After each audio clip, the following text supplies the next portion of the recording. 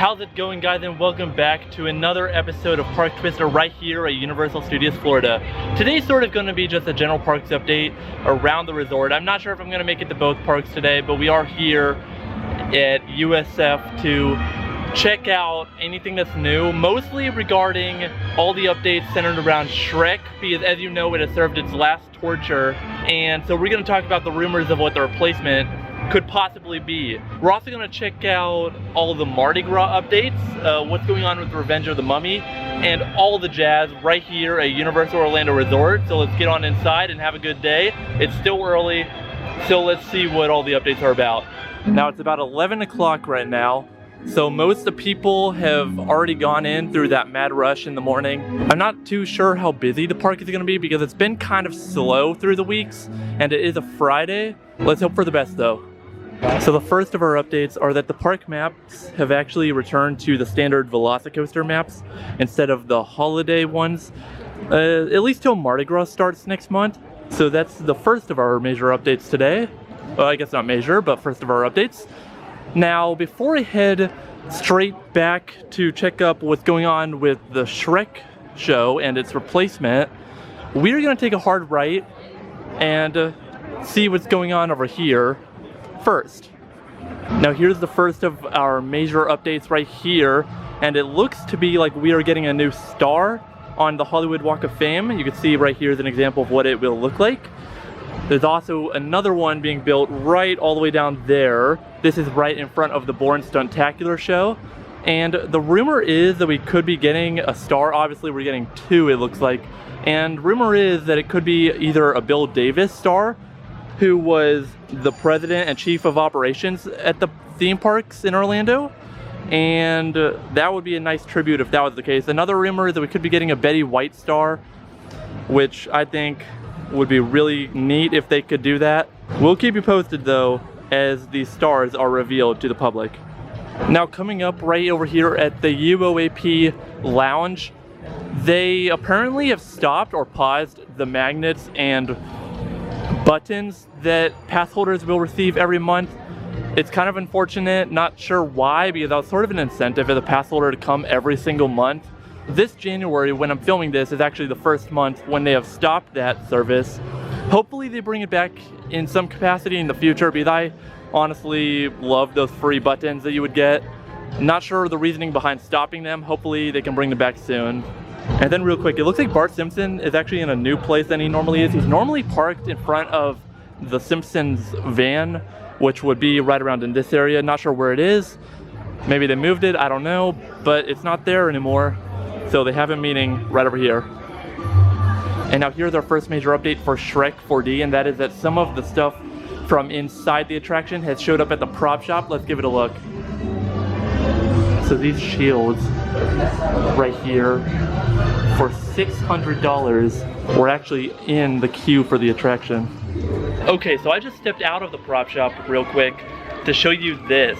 Now, in case you guys didn't know, on the very last showing of Shrek 4D about a week ago, they let those attending its last show to keep the 3D glasses, which, I mean, yeah, they're just 3D glasses, but how cool is it to have a pair of Ogre Vision goggles from the show? And I was unfortunate not able to attend that last showing as much as I really wanted to. But they then, only a couple days ago, I believe just 2 days ago, they put the 3D glasses in the prop shop, and I was worried that I was not going to be able to make it here in time to grab me a pair. I did. I was able to get one. If they're in stock when you visit, they are $5 a pair. Despite them being free when you went to the last showing of Shrek. But I was lucky enough to grab a pair of Ogre Vision goggles, the 3D glasses from the show. I can see why they're putting them in the prop shop and trying to sell them, because I don't see them ever using green goggles or 3D glasses again in their attractions unless they find a theme where it works. Because they're not yellow like the standard ones that Disney uses. I was able to get a pair. If they're still in stock, you can find them right over there in the prop shop. Come and check it out, because even if you don't plan on buying anything in that store, it's still very cool nonetheless.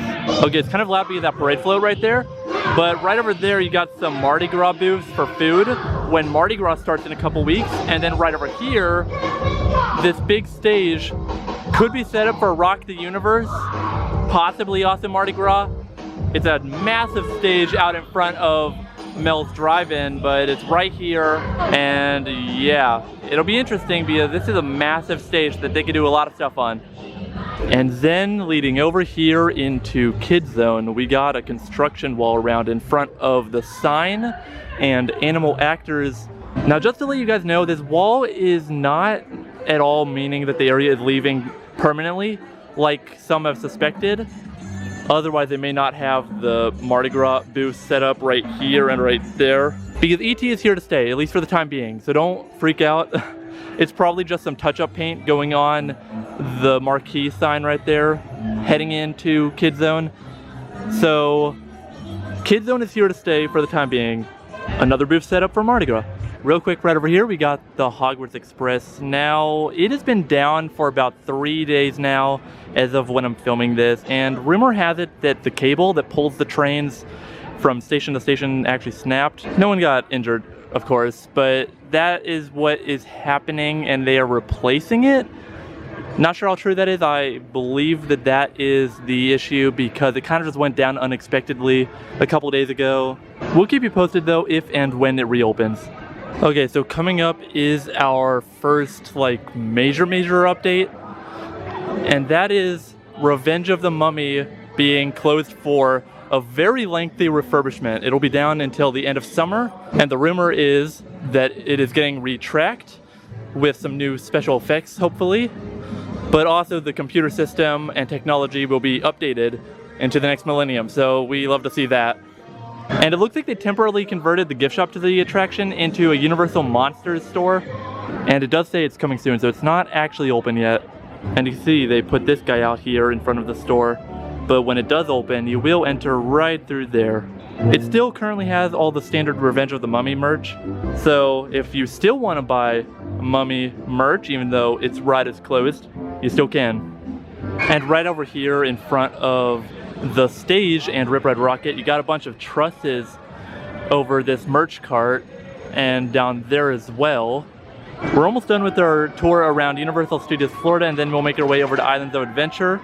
But you got some more trusses over there above the stage for some of the concerts to Mardi Gras. And there goes Rip Ride Rocket. And now let's swiftly check out the rumored Minions ride, or not really a ride. It should be a walk-through attraction. We've talked so much about it on the channel already, but it will be built in replacement of Shrek 4D right over here.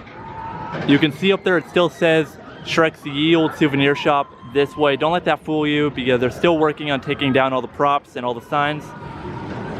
But over here at Donkey's Photo Finish, for the time being, you could still get your picture with him. He's not out right now, but you could still meet Donkey, Shrek, and Fiona at this meet and greet spot. I don't know how much longer it's going to be here because it's very popular with the public, and I feel like this park needs more fun meet and greets like that, so I'm okay with it sticking around even into the long future when the Minions arrive right here. And now you could be thinking to yourself, why Minions when Despicable Me Minion Mayhem is right there? It'll be cool to see this sort of become at the front of the park a mini Minions land. It makes perfect sense why the Minions. They're also a very popular intellectual property at Universal. I'm sure it makes perfect sense for the creative team to just bring more Minions to the park, even though the general public may not like that idea. But from a business standpoint, I can definitely understand it. And now the rumored idea that they could be working with is actually based off the Villain Con from the Minions franchise. And the idea or concept that is rumored is sort of, it'll be more like a walkthrough attraction, but also where you ride on a moving sidewalk as you go through the different booths in like the convention. I'm just happy it's not going to be another 4D show because I would much rather have this idea where they could actually use physical and real props and real sets rather than it being another 4D show, which a lot of people thought it might be. So I know it's unfortunate that we won't be getting the Secret Life of Pets attraction like a lot of people really wanted, myself included, from the Hollywood park. But this will, I guess, have to do. Epic Universe, they said Illuminations will be present in that park, so we might be getting pets there. I hope we do get that attraction sooner or later, because that is just one of the classic like dark rides that the parks desperately need more of. And between E.T. and Cat in the Hat, though they're outdated rides, I mean, I enjoy them, don't get me wrong. I mean, they're 20 plus years old, so I feel like a newer, modern day take on a dark ride at the parks is exactly what they need as their next major thing after the new park opens. But we'll have to wait and see. But now I'm gonna take a stroll all the way down to what used to be the entrance to Shrek and show you all the graphics on the construction wall so you can see them. You got it plastered with minions right here, and there is Despicable Me, Minion Mayhem right over there. And right here is the entrance to Shrek, or at least what was the entrance to Shrek. More minion graphics, but you could see that the express line sign and the wait time boards are missing. You could kind of see an outline of where they once were. I bet you anything it's only a matter of time before the sign marquee is taken down. And now that we've finished the updates over at Universal Studios Florida, I decided to quickly pop on over here to Islands of Adventure, see what's going on over here. Our first stop will be actually at the Port of Entry Christmas shop, where it looks like Earl the Squirrel merch is being sold year-round now, which I'm not going to protest against. I love Earl the Squirrel so much, as you guys know. But here's a look at some of the stuff right now. And now heading into Seuss Landing, it looks like the carousel is still under its massive refurbishment. I believe the roof is being refurbished or something, but it's taking a lot longer than I originally anticipated them taking on it. Because remember, this has been under refurbishment now since like before Halloween. So it is a massive project, whatever they're doing to it. Quickly stopping over here now, Poseidon's Fury, still under its massive refurbishment. But you can get a better look, and that paint job they're doing to it actually looks very nice. Definitely brightening up the tone of the building. Alright, now here's a bit of Mardi Gras news. The All Hallows Voodoo Boutique store has already opened despite Mardi Gras not starting for another 2 weeks or so. Well, let's go see what they have inside.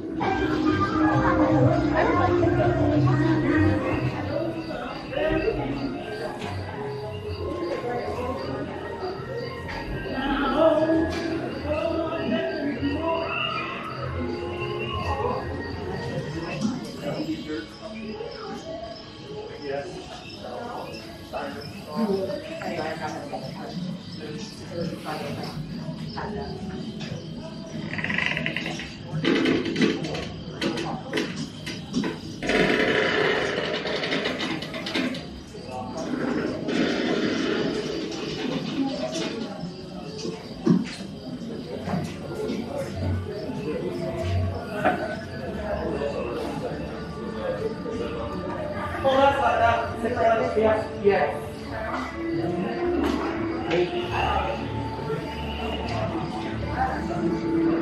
So there's a quick walkthrough of the store. They don't have a ton of Mardi Gras stuff yet. A lot of it is leftover from Halloween Horror Nights. But I expect more in the coming weeks as we get ready to welcome the Mardi Gras 2022 tribute store next door at Universal Studios Florida. So we have that to look forward to. All right, let's pause in the updates to return to my favorite coaster in the world, the Velocicoaster.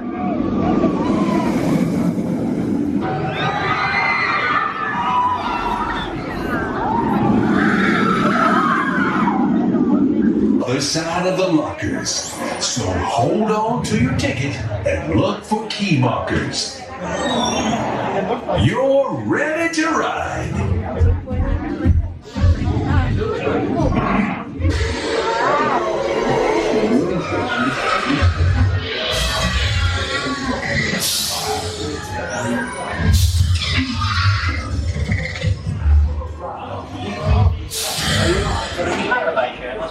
Plants. Yeah. If you're an apple, you have something to worry about.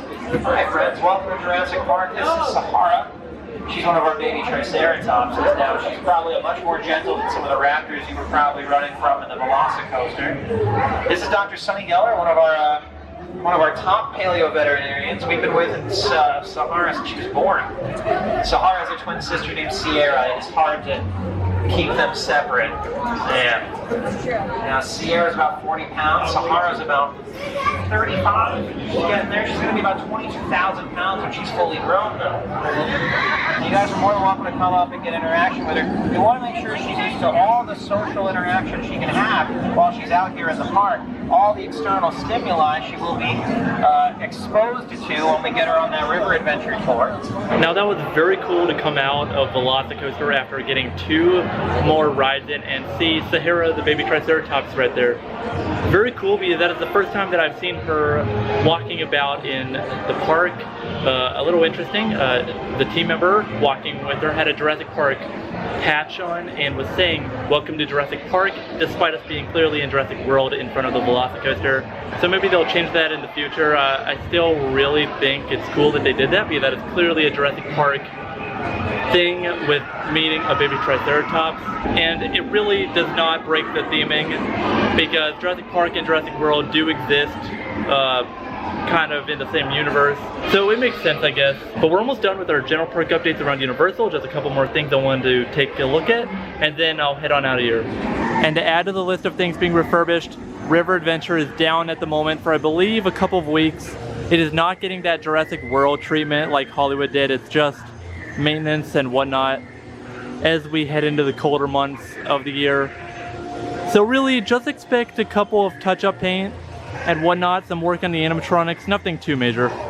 Real quick over here at Skull Island Reign of Kong at the merch cart, they actually do have a new t-shirt that I've never noticed. It's definitely what a Rides t-shirt should look like in my opinion, so I'm definitely glad that they added it to its lineup of merchandise over what they had before.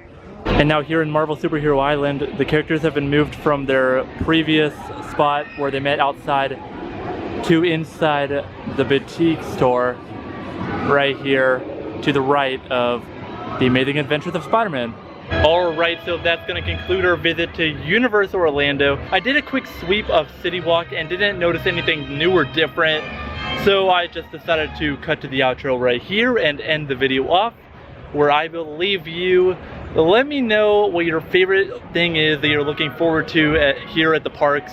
Is it Mardi Gras, the Revenge of the Mummy update, the new Minions attraction even, replacing Shrek? Let me know in the comments down below. But with all that being said, guys, please be sure to subscribe down below if you're new here. Like the video for more if you enjoyed it. It really does help the channel out a lot. You guys have no idea. You're the best. This has been ParkTwister, and I will see you in the next one, Twisters. Take care.